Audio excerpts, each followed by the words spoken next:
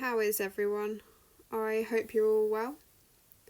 If you've read the video title, which I assume most of you probably did, you'll know this video is going to be about character design, but it isn't going to be so much a technical video, as in like what makes a good design and things you should know about, like colour theory and things like that. It's basically just going to be me talking through my design process. But I will obviously try and include some actual advice, so hopefully some of you might find this video vaguely useful or interesting. I have had people ask me about my design process in the past, but to be honest, in some ways this video is more just for my own enjoyment. It's something I felt like talking about, and I had this recording of the giraffe design already, so I figured why not make a video. So yeah, here we are. I hope you enjoy. So, unsurprisingly, the first step of my design process is actually coming up with an idea or theme. I always try to have a reasonable idea what I want the design to be of in terms of colours and theme before I start drawing, because I find it very difficult to just sit down and design something without having a clear idea of what I want the outcome to be. I'm sure some people can make it up as they go, but in my experience, trying to do it that way is just setting yourself up for a few hours of frustration.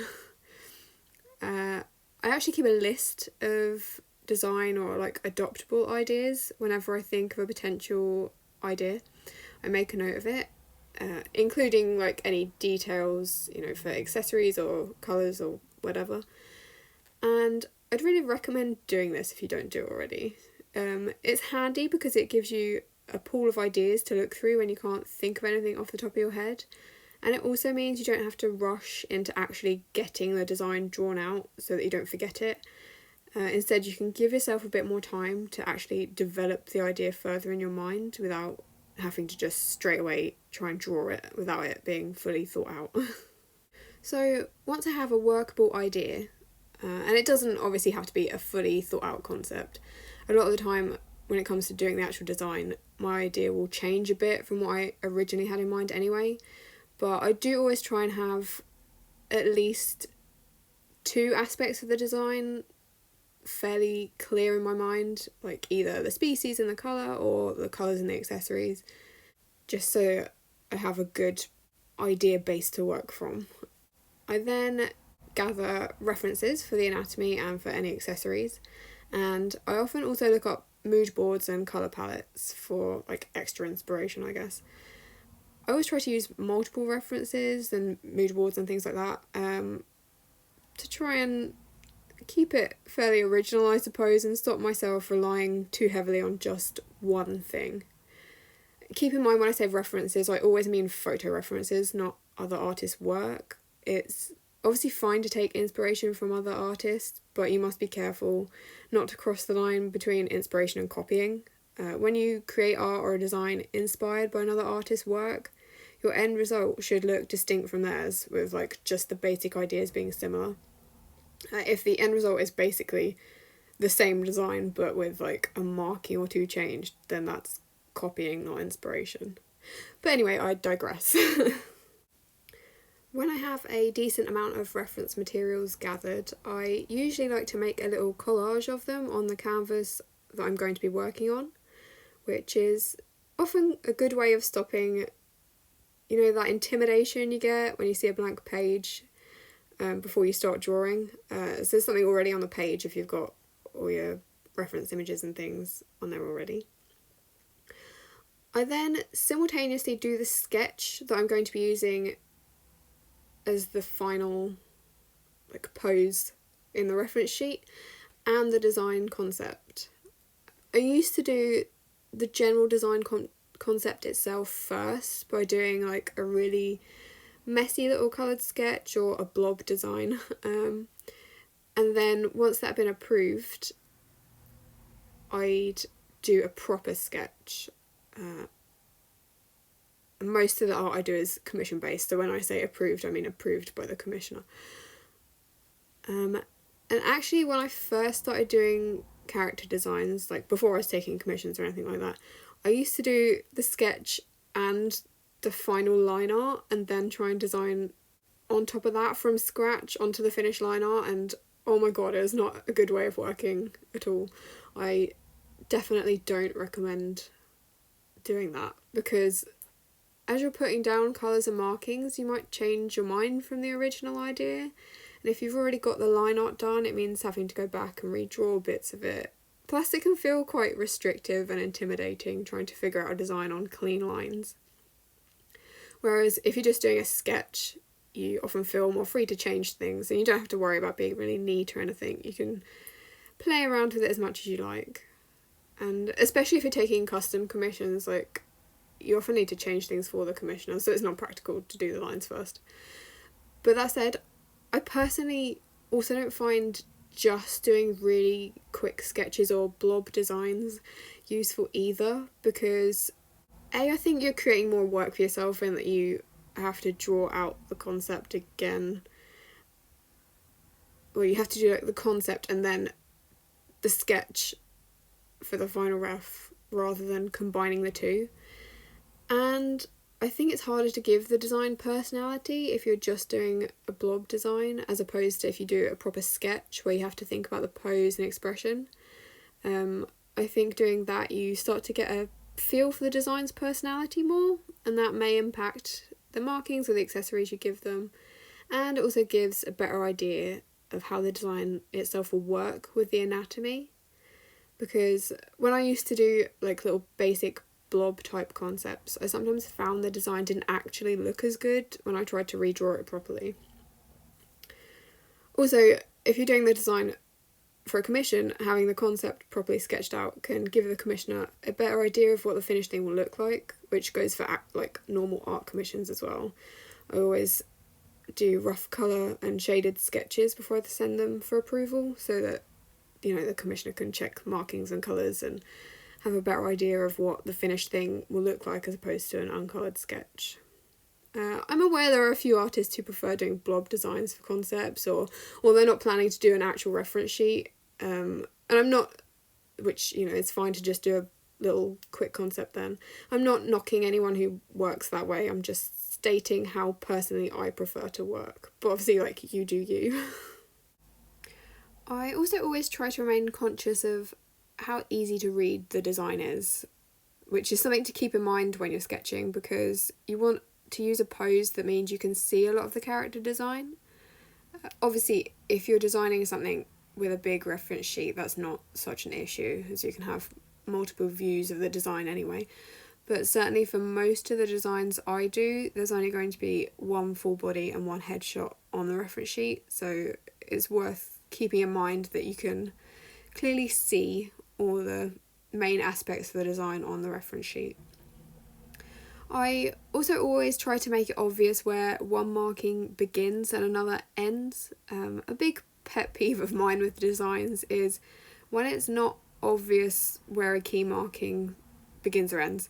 Like, for example, if you have a chest marking that extends like down between the front legs, but the end of it is hidden by the leg or the elbow, and then after that, like on the underneath of the rib cage, it's a different colour or a different marking, but because the leg's in the way of where the two markings would meet, you can't tell exactly how far down they both extend and where exactly they meet, or is it a gradient or a solid colour when they do meet. So if there's a part of the anatomy that's obstructing the view of where a marking begins or ends, I generally extend the marking or adjust the pose slightly so you can see it properly. It's also worth bearing in mind how the design will look in different poses, even if you personally aren't going to be drawing it in a different pose. If you have a marking on the leg, for example, is that marking still going to look right if the leg was in a different position? Or how would it look if the joints are bent? Is it still going to be clear what the marking is? Sometimes you don't necessarily need to redo the marking, but if it doesn't look quite right maybe in another position, you might need to change the placement slightly or just tweak it a bit so that it looks right in other poses as well. As I said at the beginning, this isn't going to be a video on what makes a good design particularly. I feel like actual tips on designing could really be its whole own video, so I'm not going to go super into that, mainly because I need to reread stuff about colour theory in order to make a decent video on that, as it's been a while since I learned anything regarding anything like that, to be honest. But in my opinion at least, the main thing to creating a design that looks good is make the design make sense. Personally, I don't tend to design super complex characters anyway, because I think they can often look a bit cluttered. Obviously there are exceptions.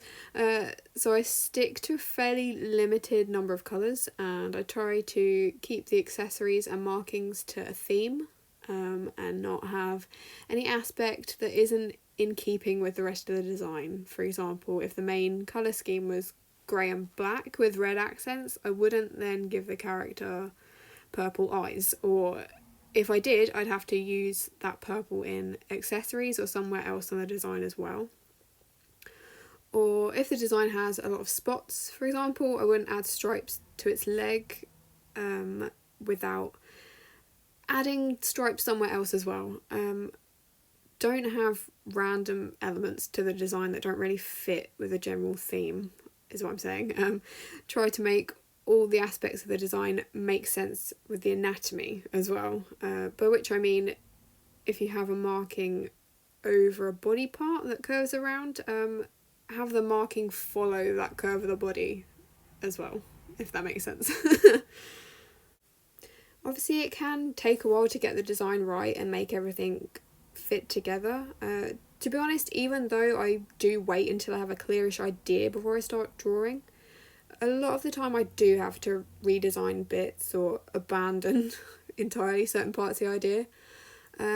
Personally, I think if you find things really aren't working, say if the colours or markings don't actually look good together as well as you expected, just stop. Stop working on it, take the afternoon off, and then when you're doing something boring, like, I don't know, washing the dishes or something, have a rethink in your mind, like rethink the design in your head. What isn't working about it? What could you do to improve? Like, could you change a colour or move a marking around to get it to work? If no obvious answer presents itself, go back and look for different reference images or different mood boards or something, as they might give you some fresh inspiration. In my experience, if a design just isn't working, rather than trying to force it to work, going back a step and actually rethinking what you want the design to be and accepting that maybe some aspects you originally had in mind aren't going to work, and then looking for alternatives is a good idea. I realise that sounds obvious, but I think artists, and that includes me, are sometimes guilty of not wanting to let go of the idea they had originally. And this is for art in general, not just designing. But if it's not working, start over and try doing it a different way. Don't just keep trying to force it. So once I'm happy with the actual design concept and the overall sketch, if the design is on a reference sheet, I also try to plan out the colour for the background and where any information and things like that will go at this point after I've finished doing the actual design concept. As it's easier to check that everything will fit on the reference sheet now rather than resizing or rearranging the layout later once everything's, finished. And also, maybe this is just me, but because I used to do all the background colours and, figuring out where the name would go and things like that last when I was designing, but I always found once I'd finished drawing the actual design itself, it was such a chore to then have to mess around figuring out the background and the information placement and things like that. At that point, I just wanted to call the whole thing done and move on to the next piece. So I found figuring the extra bits out during the concept stage is helpful because I don't really have to worry about them after I finished the design itself. And then obviously once I have the design and the reference sheet fully sketched out, the concept done, I move on to the line art and then colouring the design properly. When it comes to colouring the design, if the concept was fairly neat, I usually duplicate the concept layer and clip it to the colouring base layer. And then on a new layer above that, I'll just draw over the concept and neaten things up rather than completely recolour everything. Which is why it can pay to... Obviously, you don't have to be too neat with your concept sketches, but it can pay to neaten them up a little bit. Try not to make them too messy, because then you can kind of reuse it when you come to the actual colouring. Or if the concept is too messy, I'll still duplicate it and use it, like, move it above the line art layer, reduce the opacity, and then I can just trace the markings on the, final colour layer. I used to just use the concept as a reference and then kind of eyeball it with redrawing the markings, but it really saves a lot of time using the concept itself or tracing it and neatening it up, which is another reason I do the concept on an actual sketch that I'll be using for the finished design rather than just doing a blob design. As a blob design would mean having to redraw all the markings from scratch. Also, sometimes I find, like, I like the placement of things or the way markings look on the concept better than if I redraw them out the second time, because obviously if you're just redrawing it, like looking at the design and trying to replicate it, you don't necessarily get it exactly the same. So by tracing the concept, it's basically you get the same exact design. So yes, and that's basically it for my design process, other than obviously doing little touch-up things like colouring the line art and adding little details or tweaking the colours slightly. Part of me feels like a lot of what I've said is just common sense, but then when I was a beginner artist, I never really used to do any of the things I've mentioned. I just get some vague idea and then jump straight into trying to draw the design without taking any time to think about it in my mind and develop it mentally or gathering references or anything like that. And I certainly never did a concept first. I'd just try and design on finished line art, as I said, because I thought I was saving time by not spending any beforehand planning out the design and then having to redo it nicely. But I remember how stressful and frustrating working like that was. And I think maybe things that seem like common sense when you've been drawing for a while aren't necessarily common sense when you first start out, which isn't a dig at beginner artists at all. Like, I think there's as much to learn about having a good process and good ways of working when you're drawing as there is about the actual drawing itself. So when you first start out, you aren't necessarily going to have the smoothest way of working. So with that said, I hope some of this is useful, or if it's not, I hope you've enjoyed listening to me ramble about nothing for like 20 minutes or however long this video ends up being. I guess my closing point would be, if you struggle with designing, maybe, obviously as well as learning actual things like colour theory and what makes a good design, maybe also just have a rethink about the actual process you use to create designs. Try to find a way of working that reduces stress and frustration, and don't feel like you immediately have to start drawing as soon as you get an idea. You can take your time to think about it a bit, and when you do start drawing, don't worry if you don't get it right straight away. Designing is really hard. I really do think it's one of the hardest things you can do art-wise. Like, it takes a lot of time to figure out what makes a good character, and so yeah, like, keep at it and you'll get there. It's like anything, it just takes practice. So good luck, and thanks for watching. If you have any questions or comments or feedback or whatever else, feel free to leave a comment. I do try and reply. Yes, other than that, I hope you have a nice day, and I hope all your art endeavours go well. Yeah. Thank you.